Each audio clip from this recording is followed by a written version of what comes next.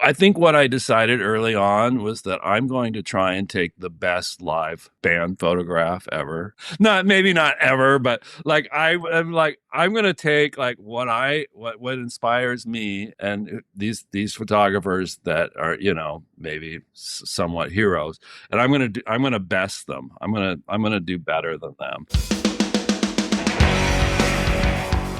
Welcome to The Creative Asylum, a weekly podcast that digs deep into the minds of visionary creators of all stripes. Musicians, actors, filmmakers, writers, artists, cartoonists, and cultural disruptors. Here, we'll discuss perspectives of living life on your own terms. Life lessons that keep us grounded, insane, and sometimes pull us back from the edge. So, take a deep breath, loosen your grip on the bland and the boring. This is your weekly prescription for authentic living, creative clarity, and hopefully, a little bit of cultural rebellion. Side effects may include spontaneous joy, existential epiphanies, and an uncontrollable urge to do weird and beautiful things. Hey everybody, it's August 11th, 2026. My name is Daniel, and you are in the Creative Asylum. Today's guest is with a very, very old friend, Charles Peterson, known as the Grunge Photographer from Seattle. He's certainly not the only one, but he's certainly the most prominent. He and I met 83, I believe, 43 years ago. Good Lord, that's a long time. His work is synonymous with early Seattle grunge music. Sub Pop Records would not be what Sub Pop Records was without the inclusion of Charles Peterson as effectively their in-house photographer. He's taken many, many of the most iconic and certainly the earliest photographs of bands like Nirvana and Green River and Soundgarden. I've always admired his work. It's amazing. It's beautiful. We talk a lot about his craft and just the history in general and being part of that history. So I'm glad you're here.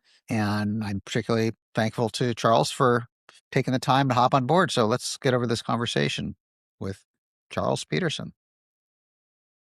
Good morning, Charles. How are you today? Good morning, Danielle. I'm great. Thank you. Awesome. I'm really appreciative of the fact that you took the time out to come on the Creative Asylum. When I first put together a list of people I wanted to approach, you were on the very, very first list of people, just because I've always had such an admiration for your work, and I've known you a ridiculously long amount of time.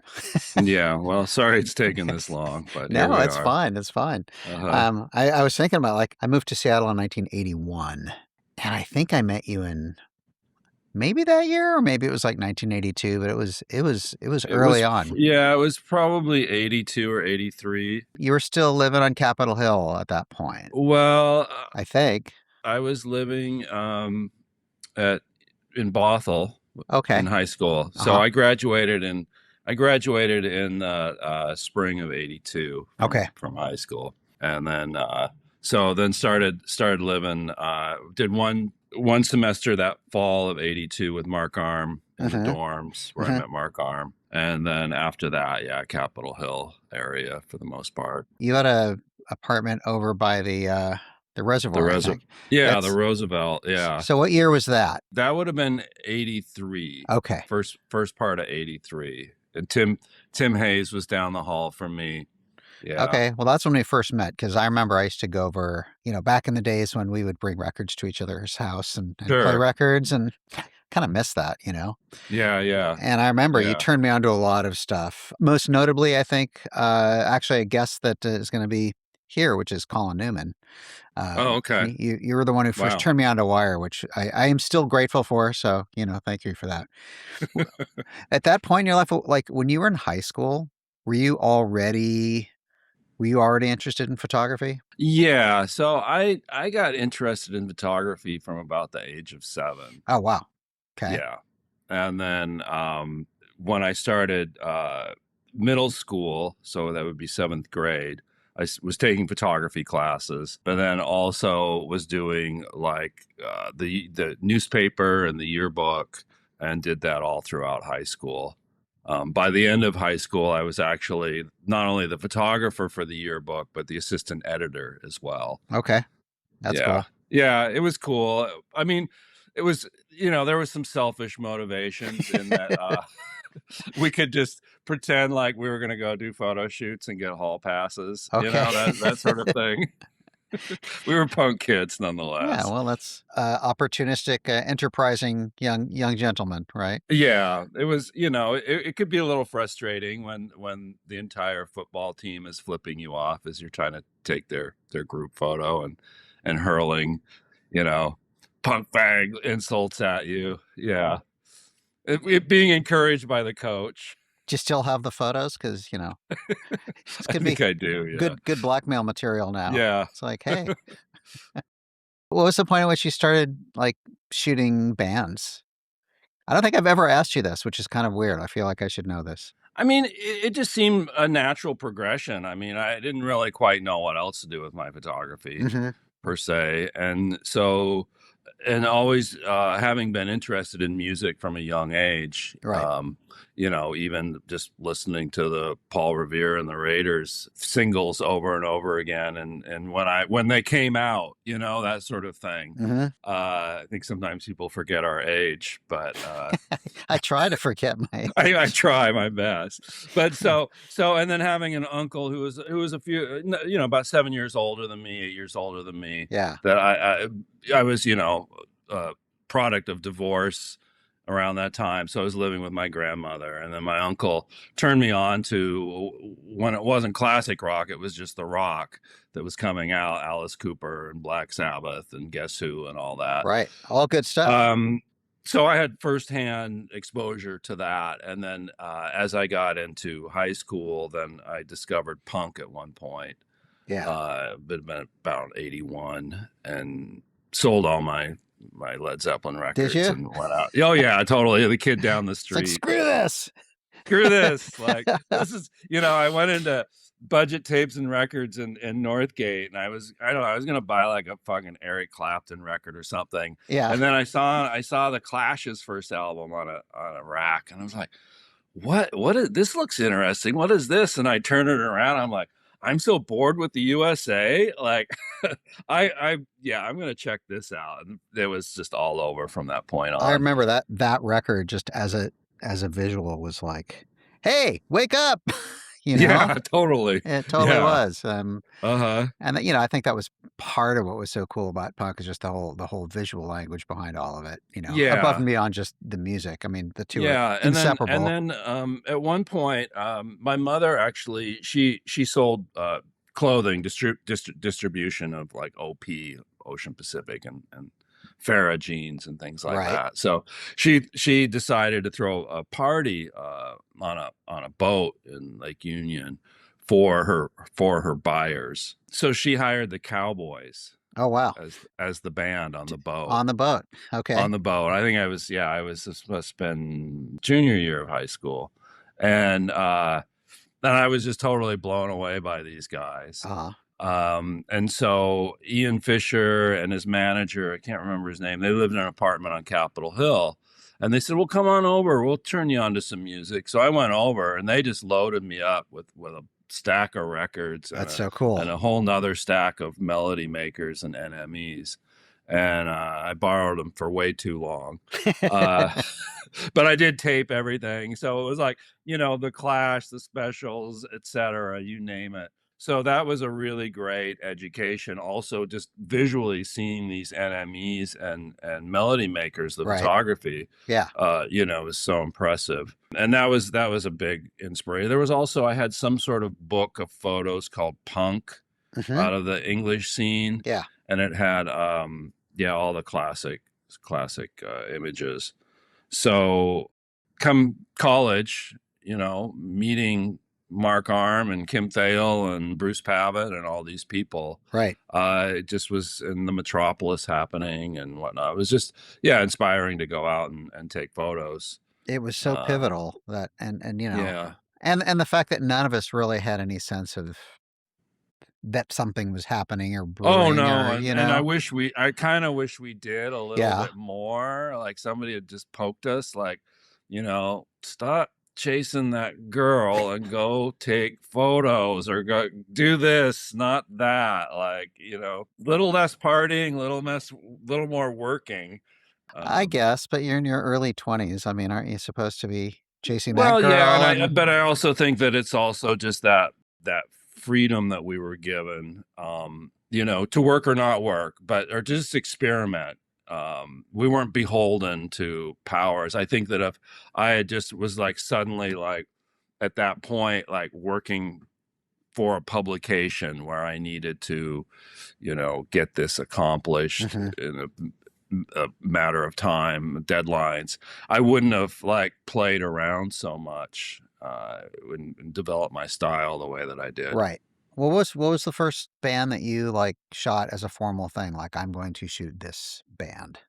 Do you remember? Well, I mean, I guess I guess you have to kind of parse whether it's live or pose Well, how about images. both?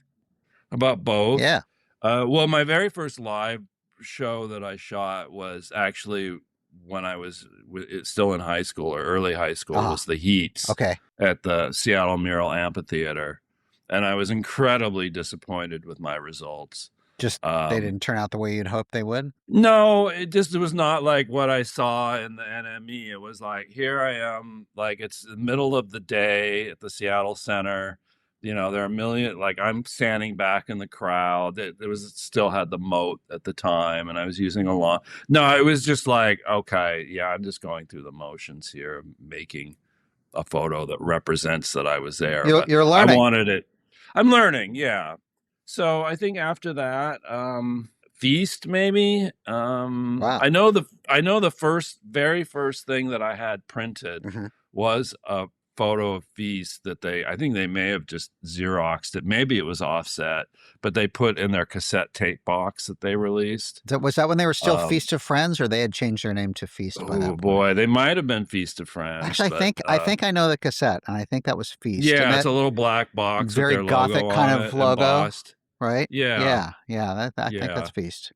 So, and then, of course, Green River. Right. Mr. App, probably, because Mark and I were roommates after the quarter at the UW.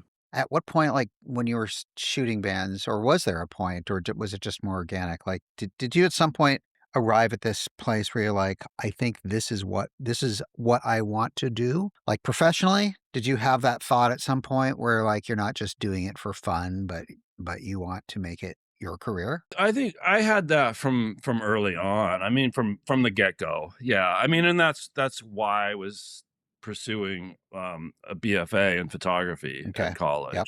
I knew that I didn't know what form it would take. I didn't set out to be a band photographer per se, or music photographer. I could have gone into fine art landscapes or something. Sure. I just was like, what's going to stick here? And the most readily available and interesting subject for me was my friends in bands. I think what I decided early on was that I'm going to try and take the best live band photograph ever. Like, maybe not ever, but like I'm going to take like what inspires me and these photographers that are, maybe somewhat heroes, and I'm going to best them. I'm going to do better than them. And I think that's, and I knew that I wasn't going to do it overnight. That's just not the way art works. Sure. Yeah. Yeah. Well, you'd be surprised at some people. Yeah. Maybe not. So I just want to qualify that. Yeah. But that was really always in the back of my mind. Like, how can I move this art form or this niche forward and make it an art form? Maybe at the time it wasn't even considered, and I was just like, oh, like bands need photos, so photographers go and take photos of bands. And I mean there are, of course, artists within that. I mean, people like Jim Marshall and Joel Bernstein and Henry Diltz and whatnot. But it had never really been considered just purely an art form. It was always still tied with who the subject is. Right. The more famous, the better the photos. Somehow it was always considered, even if the photo wasn't great. Right. So, but it just happened to be Mick Jagger. So it's right. So I wanted it to be like, well, this is just, I don't know, Dan Peters. Right. Here he is playing drums, and like, it didn't matter who it was per se to me. I wasn't, yeah. I wanted to move beyond the celebrity Sure. part of it. And of course, you ended up actually shooting a lot of And I celebrities. ended up shooting celebrities. So yeah, like, go figure. Unbeknownst.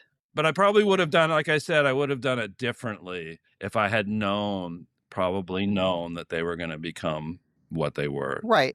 But I guess anybody that came up in that scene may have done things differently, right? Oh, certainly. You Yeah. know, like, Oh yeah. like, No, it's a scene full of regrets. Yeah. see, but do you have regrets? Like, I don't. I sometimes I think, would I have done this differently? Yes. Do I regret it? No, because I didn't know any better, you know. Yeah, no, certainly it's not something that, depresses me or anything like Well, I that. hope not. Yeah. I hope not. I mean, you were saying like you wanted to be one of the best, and I think a lot of people would argue, and I would certainly argue that you are, and Well, thank you. I mean, your work is some of the most visually recognizable band photography anywhere. You see your work, and 9 out of 10 times you can identify that as a Charles Peterson photograph. Or 9 out of 10 times somebody misidentifies something that looks like mine as a Charles Peterson photograph. But yeah. Do you think that's because of the use of, at least the term I knew it as was called flash sync? I don't know if that's where you take a longer exposure and use the flash and you capture movement. Yeah, I don't know if that's the exact term Okay. for it. Extended shutters. Yeah, you're essentially just freezing the subject with a flash, Right.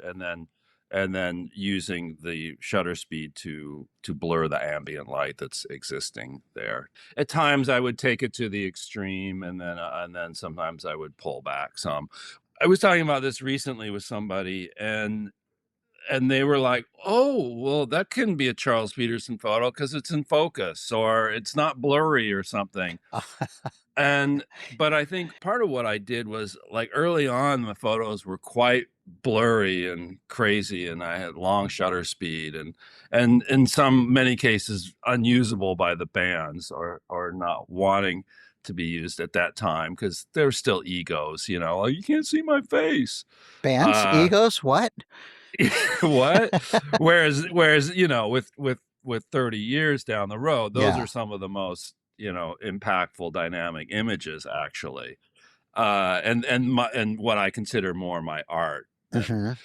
But what happened over time was that I could pull back and not use the blur as much, and people still got that feeling from them. Right. That live for example, shooting like Nirvana at Reading later on, Mhm. where I'm just using available light, and it's a very dark stage, and they're just in spots of light. Right. But people just automatically associate what I was doing before, and kind of like in their minds layer that on to the images. So they still have this movement and dynamism that, I think that's what's exciting with the photos, is that they're not just static, that there's movement, there's energy, and even when there's not that blur, you still capture that. Because that's what's exciting about, live music, and in particular, rock, and in particular, wild rock, right? That there's something that's so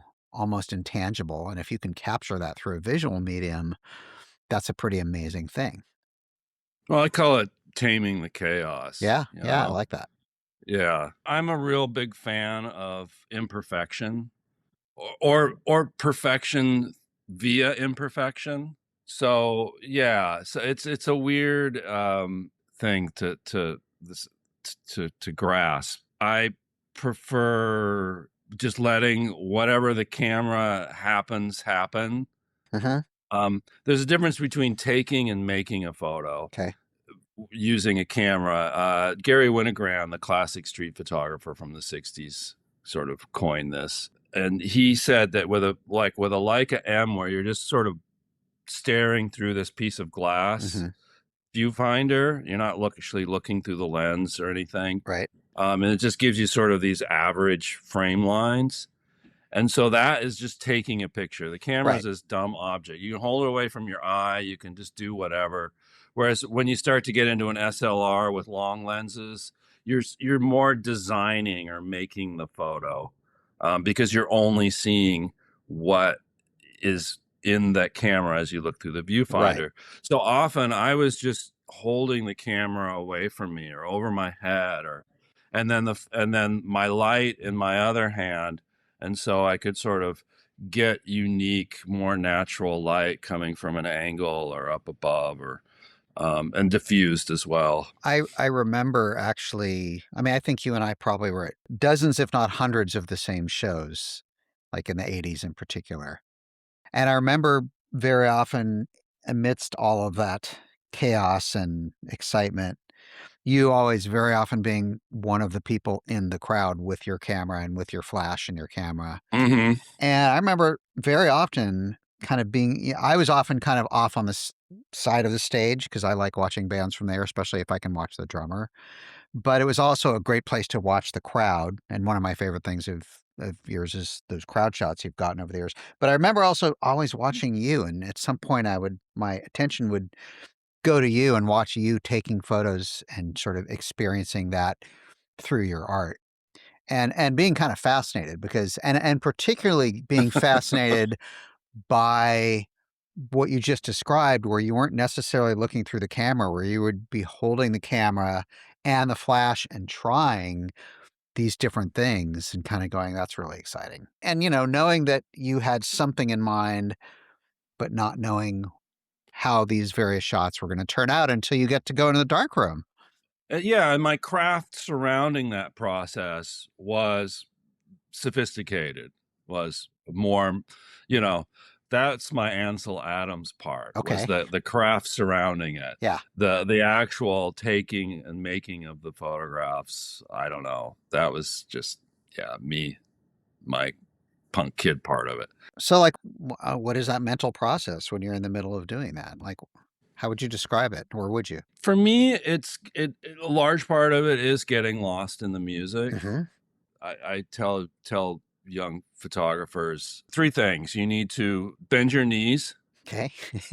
In other words, like, don't stay static. Right. Like, move around, find these other angles. Mm-hmm. It's too often. I mean, even people photographing their children, don't hover over your child.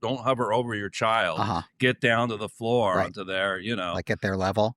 on their level, get play with them. And that's the same with photographing a band. It's like, I like to be a part of the audience as much as I can and get that same feeling.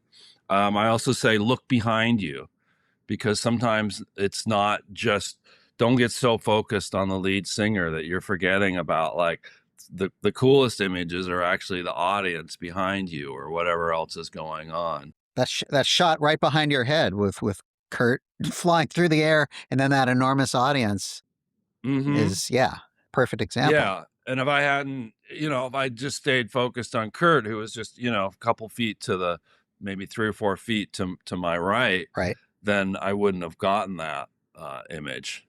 And then think fast and think slow at the same time. Explain that. So you need to have quick reflexes, obviously, but quick reflexes won't get you the entire way. Mm-hmm. So you need to sometimes slow down. Like, it's a weird thing, but yeah, you need to kind of slow down and think, okay, even though I'm just moving my camera around away from my eye, let's say, I still think, like, oh, if I tilt it another 1/4 inch, I'm going to get this. If I tilt it down, there's still stuff that I'm having to consider. It can't be all just pure, like, blah reflex. It's got to be, so you're kind of thinking slow and fast. I always say, take the picture, like, too. Like, it's easier, especially with digital now. Right. But doesn't matter if you oh shoot, I didn't have the perfect focus on my lens, or my shutter speed was off. Doesn't matter. Take the picture, because you don't know what will come out, especially with film. Like, your feedback wasn't until hours or days or weeks later. Mm-hmm. But even with digital, like, once that moment has passed, it's passed. Right. Don't, Right. so I don't, And that moment just passed 3 seconds ago and you already missed it. yeah. Right. And it doesn't matter. Like maybe your focus was good, or maybe you were focusing on somebody behind the subject you thought you wanted to get. And that's actually the cool picture where your subject's out of focus and that person in the audience looking at you is. So yeah, it's really a matter of just kind of going for it. Yeah. But at the same time, like creating some structure around that Yeah. chaos to work with. I assume that over time, shooting bands and being like in the audience and doing this whole process you're describing, and then seeing the photos, whatever, 2 days later, 2 weeks later, whatever it is, that craft continued to sort of evolve bit by bit. Like you would learn from looking at your own work and kind of explore and analyze what went right, what could have been done better, and start to employ certain different processes and thinking how you approach what you're doing over the years. Yeah, certainly. Um, and uh, particularly in the film days, yeah, because you did have this turnaround time. So, and film was expensive and it was messy, and you wanted to get it right. Uh, so yeah, it was just a matter of like, oh crap, like I shot that whole show and I used a 2 second shutter speed, and the pictures are cool, but like everything's blurry or something. So then you go back and you're like, well, this next show, let's try a second, or let's Mhm. try, you know. So kind of always finding that balance. I'm an ADD person, so I did like to experiment a lot. Like, well, what happens if I shoot with this camera, or let's throw some color slide film in here and process it differently and see what happens. Process color neg or see what happens. Black and white was a standard though, because of the fact that you could work with it after the fact. Not only its timeless quality, but just using a flash, I would have a lot of hot areas, bright areas that I would want to balance with the darker areas. And in the dark room, that's called dodging and Right. burning. And that's an art to itself, right? It's an art to Yeah. itself, and people would come over, my peers would come over and watch me work, and they're like, Jesus, you're like a master printer. Uh-huh. I'd have some images that had like upwards of 20, 25 dodges and burns to them. Wow. And it's all using little pieces of cardboard at the end of a coat hanger, or your hands, make circle with your hands. And now, of course, with digital, that's much easier with scanning and correcting that stuff in Photoshop. Do you shoot it all with film anymore, or is everything digital now? I have not shot a roll of film in, I want to say, like 16 years. Wow, really? Yeah. That's wild. I know. Do you? I miss it sometimes. That was my next question. Is yeah. Yeah. Or what elements of it do you miss? Again, it's harking back to that imperfection, digital can often just be too perfect. Right. That makes And sense. film, there's the grain, there's the like sometimes mistakes in processing. There's just it has a different look and feel to it. Yeah. But with you can mimic some of that to a degree with digital. And I just found the digital gear or cameras that I like and that sort of continue my vision. So yeah, I mean, I think last time I shot film, I went and dropped it off at the lab and then went back and paid the $300 bill at the counter. And, Wow.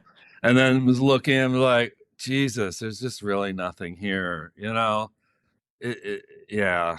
Plus the darkroom was killing me. In terms of chemicals or just the work? Yeah. Yeah. I guess it makes sense. I mean, there's that part of me that's just like, oh, that's sad.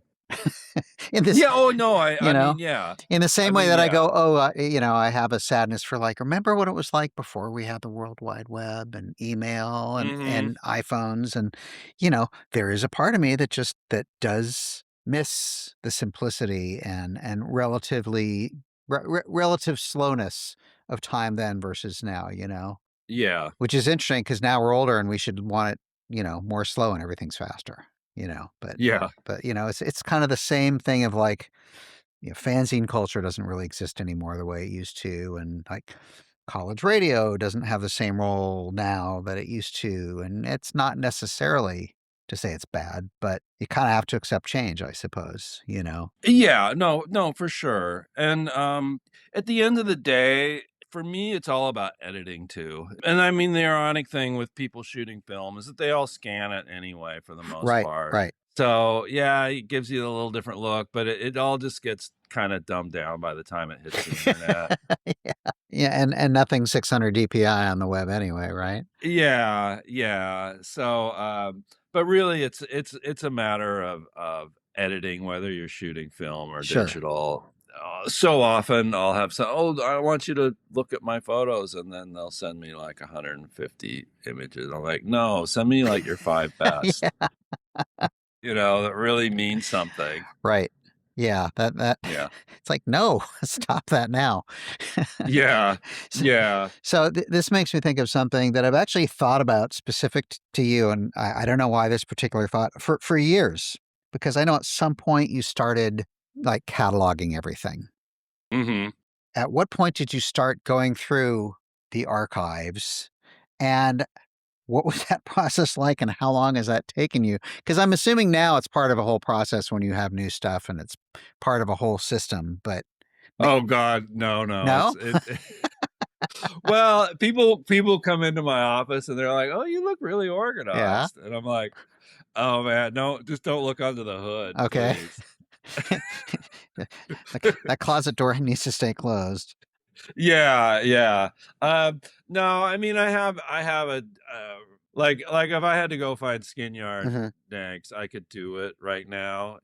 Even though I think I just scanned them, so they're somewhere in these piles that need to be refiled. So it would take me a while.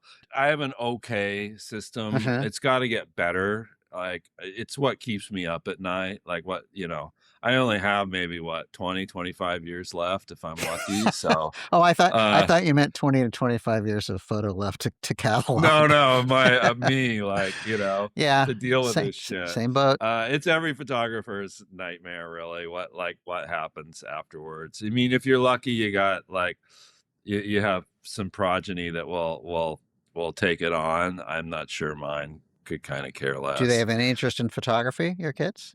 A little bit, yeah, but no, that's kind of their own things going on. So it's really right now. I've just been scanning and scanning. And you're scanning negs or photos or I'm both? scanning negs and slides. Okay. Yeah, Yeah. yeah, and some prints. Some 8x10s, Right. but for the most part from the original negs and slides. The project I'm just starting, Yeah. and we'll see if it comes to fruition, is a book of color work. Oh, really? Nice. Yeah.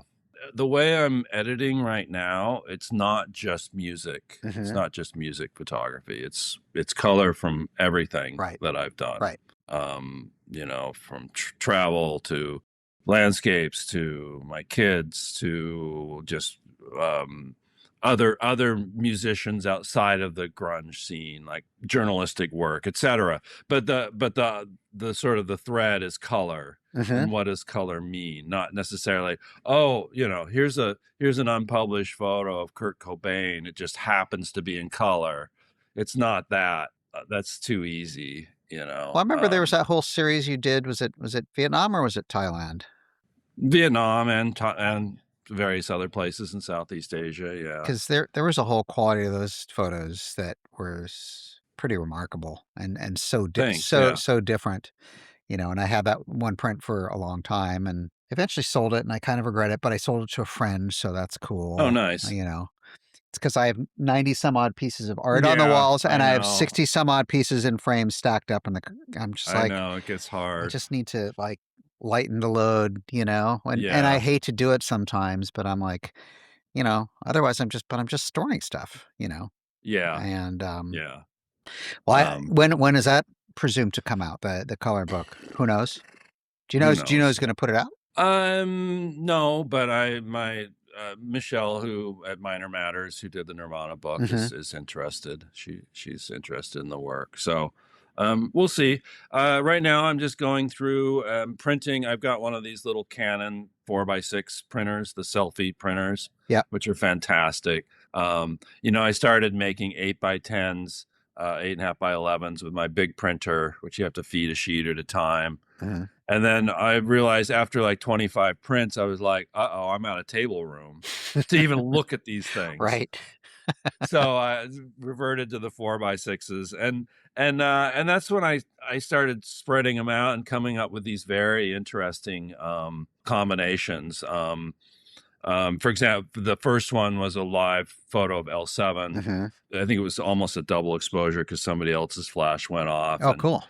A lot of reds and there's some blues in there and stuff. Yeah. And then it was just happened to land next to a picture of an ocean wave I took in Hawaii, on the beach in Hawaii, and the two just like work perfectly together. Just this like combination of forces, And then like another one is like a picture of Guar. Uh-huh.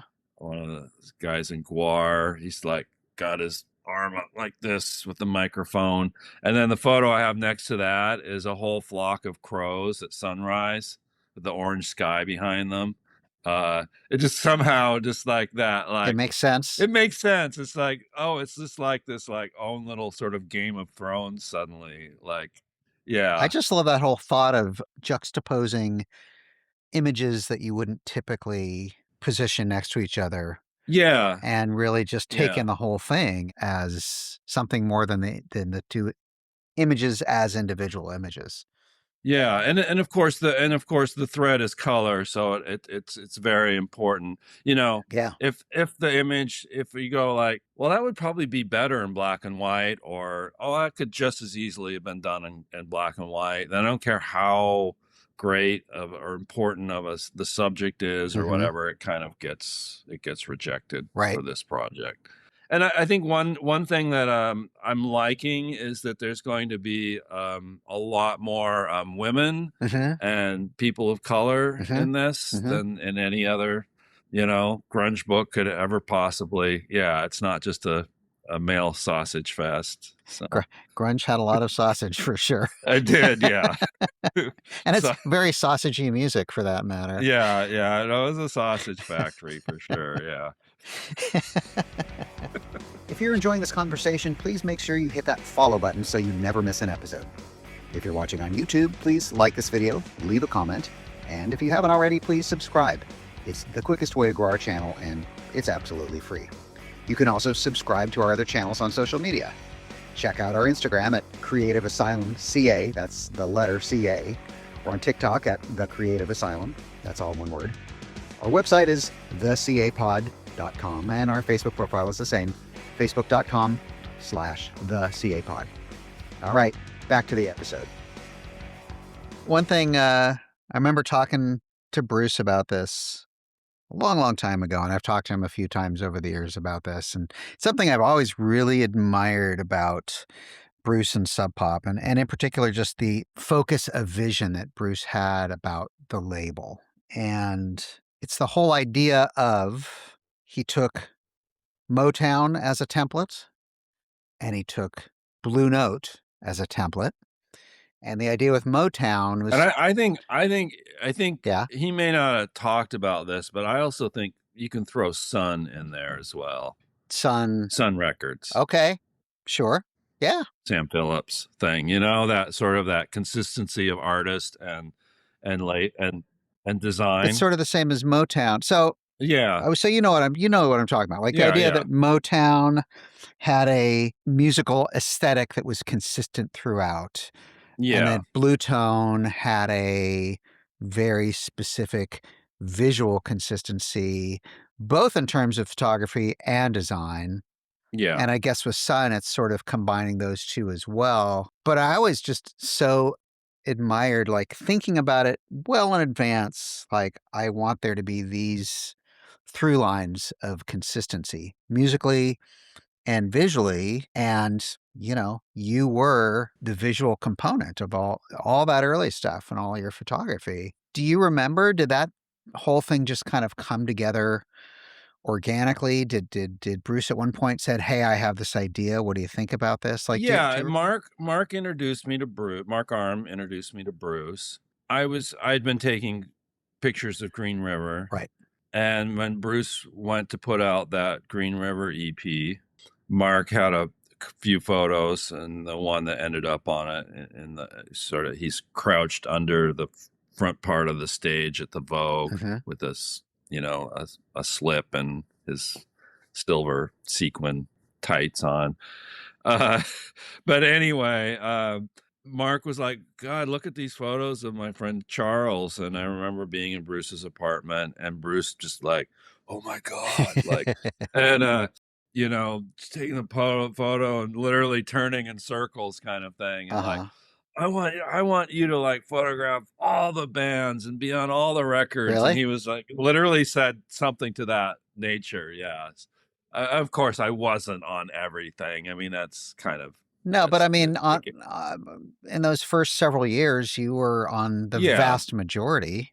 Yeah. I mean, because I was at Sub Pop from 88 to 90, I think. So, I remember all of that, at least those early days. If not the front cover, then the back cover. Right. Oh, and of course, there's another piece to that whole early equation too, and that's of course Jack Endino having recorded the vast majority of those records as well. It's really hard to imagine the whole Seattle grunge story, obviously without Sub Pop, but it's hard to imagine Sub Pop without those aesthetics as being part of the whole thing that defined what Sub Pop was, both orally and visually. Like sometimes I wonder if they would have had the same success had they just been, like what I did with CZ is like, everything was kind of different. but if nothing else, my goal is just always like, it has to be cool. But there was a lack of consistency the same way that Sub Pop did. Yeah, branding. Yeah, just basic branding, And I think the Singles Club really cemented that for Sub Pop, if anything. Just that, like, it's gonna be the same, and so I almost became, with the title above, and then there's that bar, and then the bar above, and then the credit below, and an image or a piece of artwork usually, and that sort of, I think more than anything like that cemented the Sub Pop look. Yeah, because really, when you think about it, I mean, other than the use, well, I guess there's the use of photo, but I was going to say like Super Fuzz, the design itself is very different. Super Fuzz is more the exception, though. Yeah, it's true. But you had those kind of bold photos and that kind of Helvetica typeface, and like very high contrast of like photo font color. There was a consistent boldness with most of it. Super Fuzz, definitely an exception. Have you thought, I mean, I'm sure you have, about how different your career may have been had it not been for that particular part that you played in that piece of history? Oh yeah. Because for sure. I mean, there are certain people with the whole Seattle music history that are impossible to separate from the history, and you're one of them. Yeah, no, it's I don't know, maybe it's a blessing. It could be seen as a curse at times too. I think it's probably a blessing. Yeah, no, I mean, for a while there, I'm a restless person. I've got a restless nature.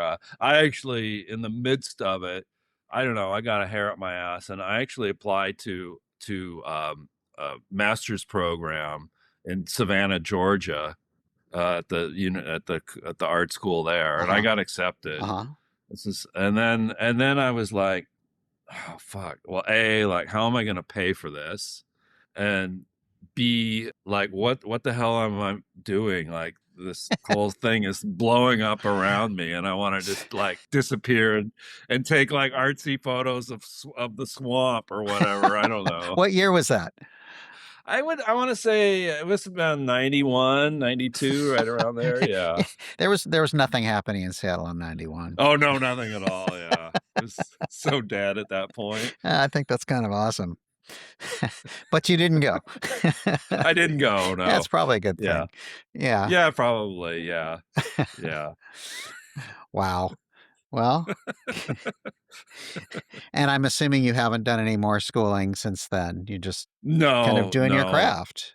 Yeah, yeah. I'm not particularly good at being schooled Yeah, anyway. yeah. So I think I recently was like, I'm pretty sure I'm done with any possible future school or classes of maybe any kind, unless it's like jewelry making or something like that. yeah, no, certainly. I mean, I practice karate, and Oh, that's really? about it. That's cool. Yeah. If I practice more, I would actually have my next belt I'm due is my black belt. Uh-huh. But that's this like huge 3-hour test, and I've been putting it off for like a couple years now. So, message to people watching this video, don't fuck with Charles. He's Yeah, don't he's don't don't he's mess with he's me, 3 hours man. shy of a black belt. These hands are registered. Registered Deadly killers, weapon. registered photographers. So, when you look back just at all of it, I mean, we're talking like, 40 years or whatever, maybe 35 years. Like, what are your general just thoughts and perspectives of like everything that you've been through and been part of, and how things have changed? And like, we're old men now. Yeah. And we reflect on things differently looking back. And I kind of joke like, oh yeah, this is kind of this is an old person's podcast, because everybody, the young people I have on this podcast are still in their 50s, right? Uh-huh. For the most part. Uh-huh.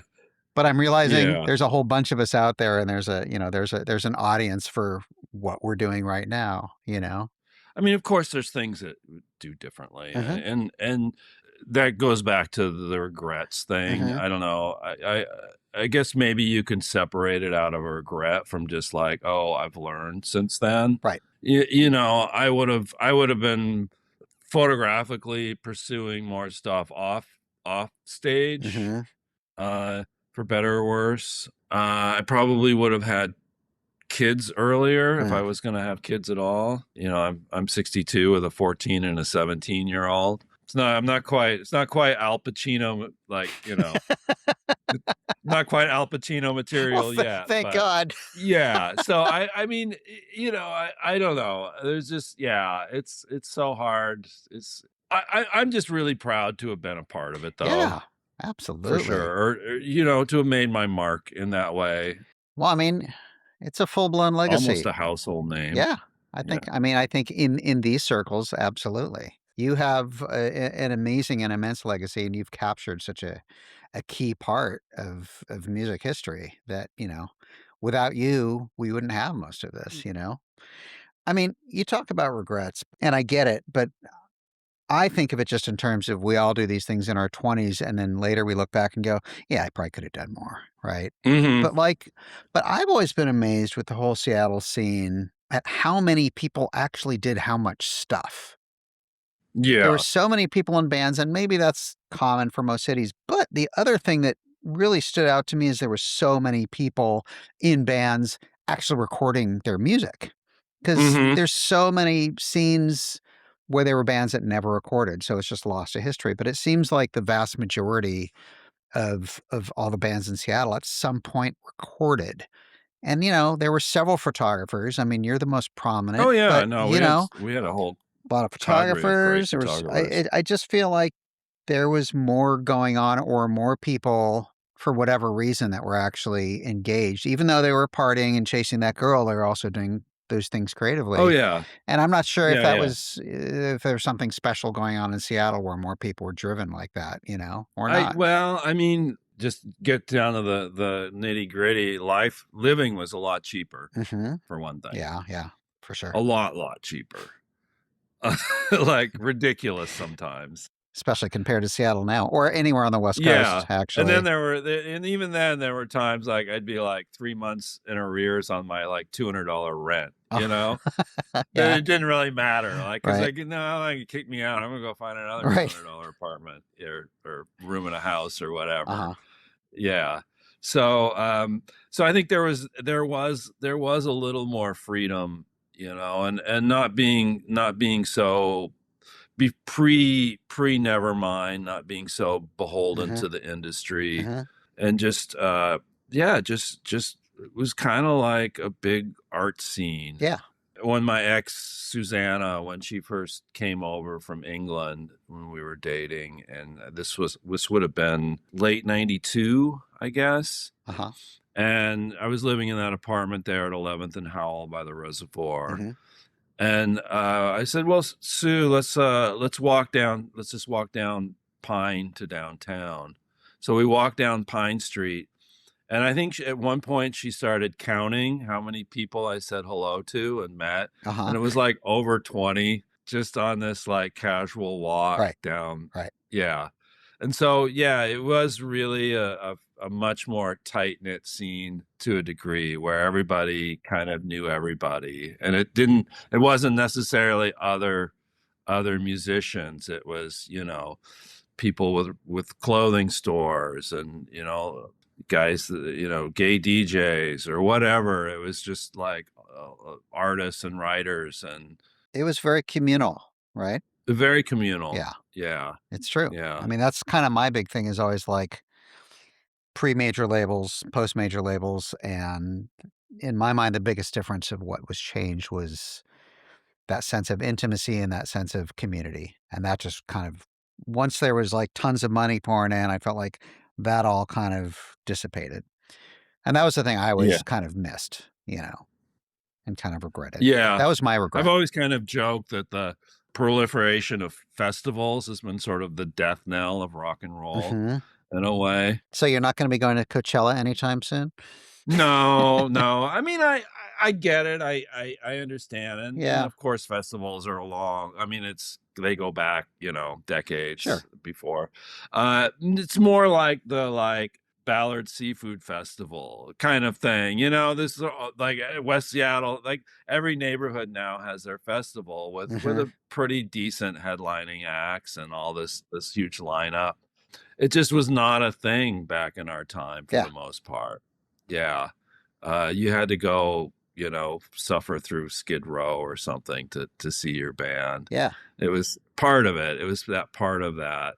Well, you still get to on some level, You do, certainly. Yeah. I mean, here in San Diego, I still, I go to shows every so often at the Casbah, and it's kind of reminds me of the old days, and I saw Red Cross there not too long ago, and I was like, that was pretty cool. And they're still great, right? Another old man band. Yeah, but you kind of wouldn't like their energy still. Like, I know. Just like, damn, Yeah, no, for sure. It's like, how do you maintain that? I don't even get it, but good for you. What are you taking? Because I want some. It's whatever Mick Jagger takes. So right. They got it. Yeah. I'll have to ask Steve McDonald that. Are you still shooting live bands these days much or not really?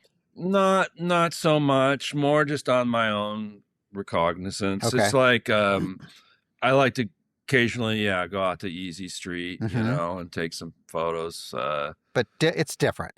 It's not. It's different. Yeah. I just do it. Like, I think the last band, it was at the Clock Out. It was The Deception and Paul Soldier's new band. Yeah. I went and took photos of that. That was fun. Yeah. I saw the photos. It looked like a fun time. I occasionally get hired for something. Yeah. I guess the last, in fact, I need to send those off to him today. Wayne Horvitz. I've been also working for this local project called So Many Weirdos. Yeah. So I've been taking photos for that. I photographed Wayne Horvitz, the jazz, experimental jazz artist here, for that. And he's like, oh, well, let's do some for my album too. Oh, very cool. So things like that come up. Right. I did the Duff McKagan's last solo record. I did the whole campaign for that. That's cool. I enjoy it. I like it. I don't like all the business part surrounding it usually. Spoken like a true artist. Yeah, I know. That's why art managers exist, right? So, well, let's wrap this up here. Again, thanks for being here. Well, thank you for having me. Oh yeah, it's been great. Like I said, I've been wanting to have you here since I first had the idea of doing this thing. What are the things that kind of keep you going, keep you moving forward, keep you excited with the creative stuff you're doing? either the stuff you're moving forward or the books you're putting out or the archival stuff or like, I don't know, all of it. I mean, you're one of the real lucky ones who's been able to have this entire career doing the thing that you love most, which is amazing. It's still finding those connections with the photography, both to me, but also to the world, like how seeing people connect with the work, whether it's, stuff that I took 30 years ago and has just been sitting in a folder since then. And I'm now getting around to presenting it to the world, or it's the new stuff that I take. I mean, I go out and I photograph practically every day, something. Generally, it's just walking the dogs. But using my skills, I can, make something of that other people might not. So yeah, it's really just about like photography. I don't know. For me, it just connects me to the world. It's the way I see things. I walk around and everything's in a, composed in a rectangle for the most part. Yeah. Like, oh, that's nice how that fits there, and how it's just like the way my eyes work. Yeah. Thanks so much for listening to this episode of The Creative Asylum. A quick favor before you go. If you liked this conversation, please be sure to follow and subscribe wherever you get your podcasts. New episodes drop every Tuesday at 10. You can find us on Instagram and on YouTube at Creative Asylum CA. That's Creative Asylum and the letters CA. Our website is thecapod.com. And our Facebook is the same, facebook.com/thecapod. Until next week, when we'll have a new conversation with another creative disruptor, stay creative in life and at work.